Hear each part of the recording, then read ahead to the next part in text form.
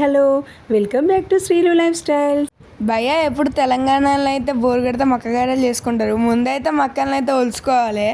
ఆ మక్కని తీసుకొని మిక్సీలో పడేయాలి. దాన్ని మక్కలలో ఎల్లిపాయలు అయితే వేసి దాని తర్వాత ఉల్లిపాయలు కూడా వేయాలి భయ్యా.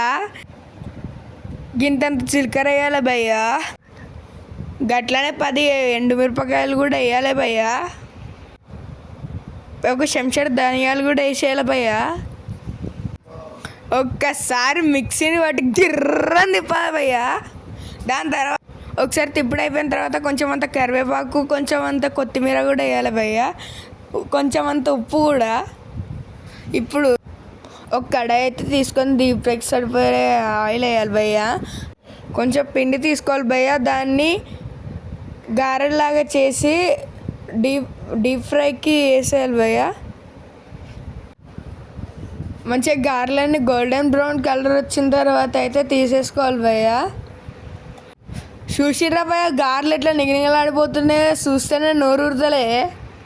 ఈ గారెలకి జబర్దస్త్ కాంబినేషన్ పాలపడియం భయ్యా. ఎట్లా వేయాలో చెప్తా ఇనుర్రి. ముందు సగం కప్పు బియ్యాన్ని 1/2 గంట నానబెట్టాలి. తర్వాత దాన్ని మిక్సీ పట్టాలి భయ్యా. స్టవ్ ఆన్ చేసి ఒక బౌల్లో 2 గ్లాసుల నీళ్ళు పోయాలి భయ్యా. నీళ్ళు మరుగుతున్నప్పుడు దాంట్లో మనం మిక్సీ పట్టిన బియ్యం పేస్ట్ని అయితే వేసుకోవాలి భయ్యా. బియ్యం పేస్ట్ని వేసాక కలుపుతూనే ఉండాలి భయ్యా. దాని తర్వాత ఒక గ్లాస్ పాలు పోయాలి భయ్యా.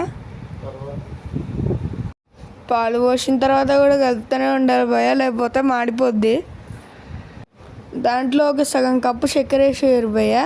ఈ 2 కాంబినేషన్ కలిపి తింటే ఉంటుంది అదుర్స్.